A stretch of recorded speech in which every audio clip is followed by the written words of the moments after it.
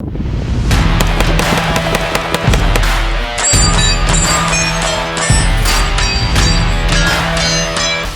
up guys, this is the Honest Outlaw here, and I want to compare 3 of the best duty pistols on the market. The Glock 19 Gen 4, the Sig P320, and the M&P 9. First up, I want to talk about what you use these for. All 3 of these pistols would work for every application that you would need a polymer frame pistol for. You could use it for concealed carry if you had to. Some will be a little bit better than others. For concealed carry, out of these 3, I would choose the Glock 19 due to its shorter height and weight and thinness.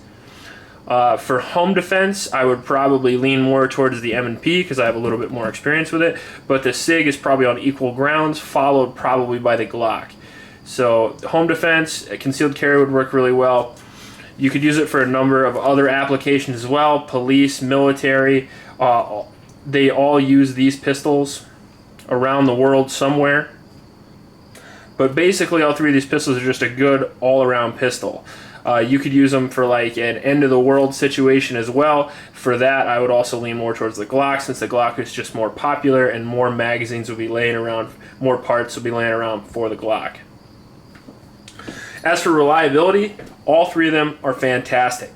I never had any malfunctions in the testing of the Sig 320. I've only had maybe 1 or 2 in the entire time I've ever owned the M&P, and the Glock is known around the world for its reliability as well.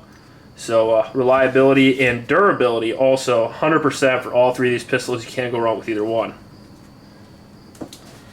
As for size and weight goes, the Glock 19 is about 29 ounces fully loaded with 15 rounds. The M&P is running around 32, somewhere in there, and the Sig is 32 and a half, maybe 33 fully loaded. So if you're going to compare them size-wise, you're probably going to end up seeing them like that.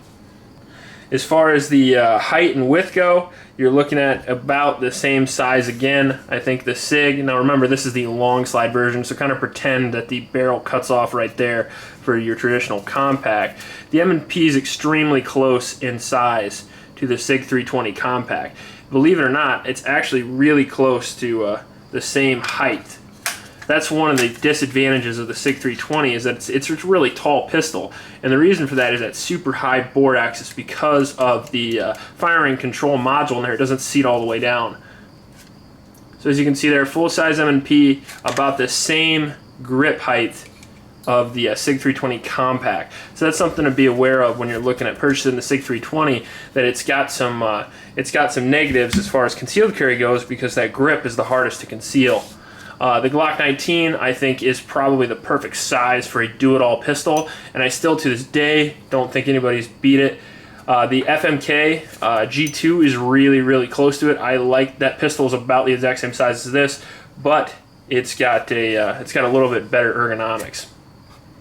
Getting into price, you're probably looking at the cheapest right here. I actually picked this pistol up personally myself for $400, which is fantastic for a pistol of this quality. For some reason, I've never understood why the M&P doesn't get the credit it deserves, because it's a little bit cheaper than both these pistols, and it does the job equally as well. Next up is probably going to be the Glock, but you can get both of these pistols for around the same price. Somewhere between, this is a Gen 4, you can get Gen 3s a little bit cheaper, but somewhere between $500 and $600, even close to down to $450 range for both these pistols if you get lucky. As far as accuracy goes, right out of the box, I would have to give the accuracy nod to the Sig 320. I think out of the box it has a better trigger and it has better sights than both of these pistols. I think it has the best trigger and the best sights by far, and then I think second place for sights is probably going to be the M&P followed by the Glock, and as far as trigger goes, I think it's going to be the Glock followed by the M&P. But as far as accuracy goes, this is easily the most accurate out of the box.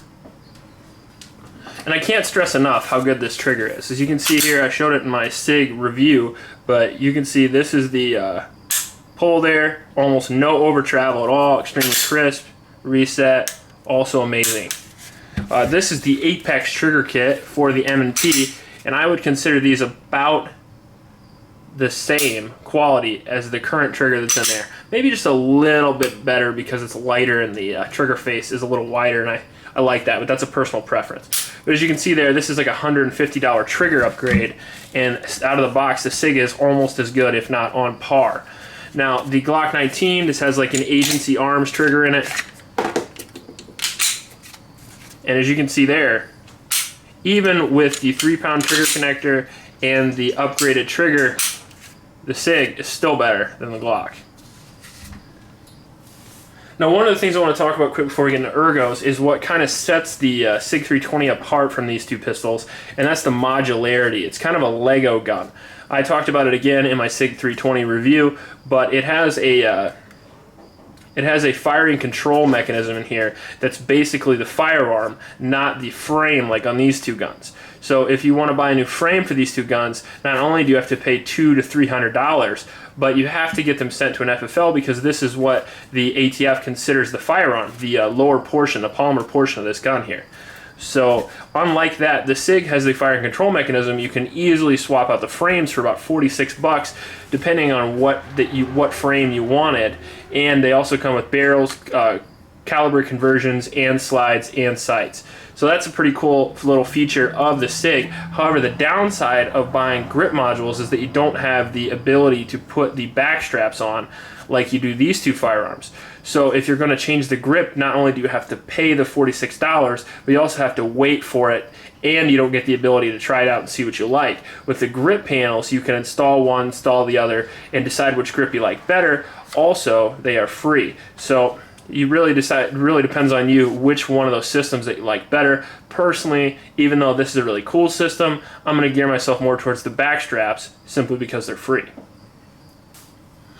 Now, along with the grip, we're going to talk about probably the biggest negative of the Sig 320, which I talked about in my review as well, is the bore axis here. As you can see, the M&P and the Glock have significantly lower bore axis. And I have a whole video on bore axis, but basically what that means is that you're going to have a little bit more muzzle flip with the 320. And also, if you're used to these two pistols, it feels extremely unnatural when you pull up the firearm looking that far above your hand.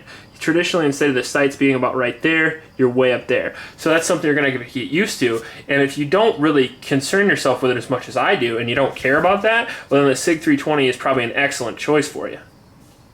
Another big advantage of the 320 is that it's going to have the AMB slide release. That's kind of cool, and the ability to change over the mag release to the other side. On the Gen 4s, you can do that as well. I'm not sure if you can do that on Gen 3s, to be honest. I don't really remember. And the M&Ps, honestly, I don't remember, but I'm sure you can.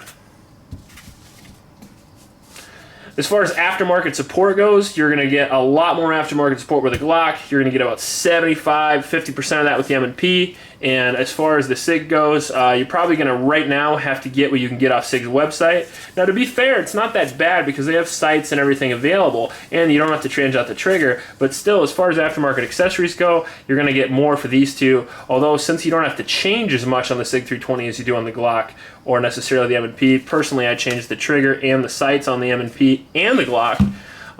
It's not that big of a deal, but still, if you're a guy that likes to customize, you might be better off with these two. Another thing about the grip I don't like besides bore axis is it's a little bit chunky. Not just the grip, but the pistol itself is considerably wider in feel, especially, than, let's say, the Glock or even the M&P. It just feels chunkier and blockier to me. Now, the grip feels a little bit more ergonomic than the Glock. However, I still don't like it because even as tall as the pistol actually is, it still seems to be, to me, just a little bit small. So I actually prefer the ergonomics out of these three. I prefer the ergonomics of the M&P the best.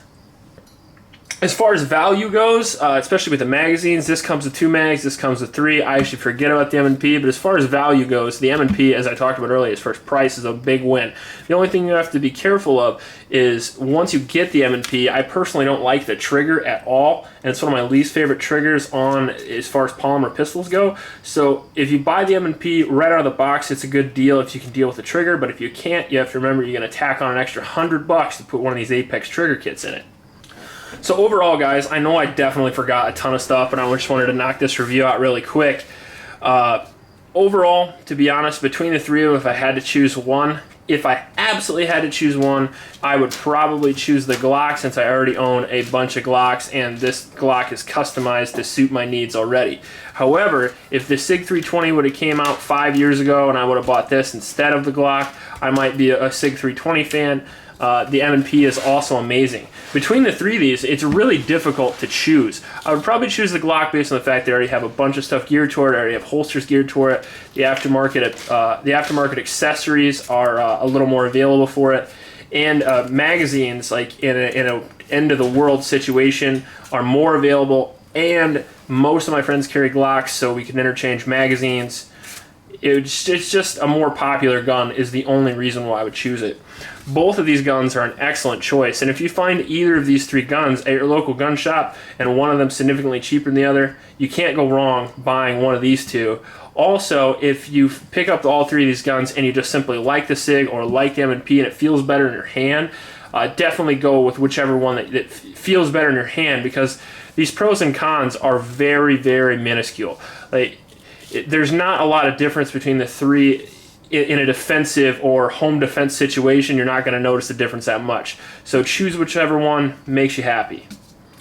Please like and subscribe and share the video if you liked it. It really helps me out. Please help out your local homeless shelters and remember to recycle. I'll check you later.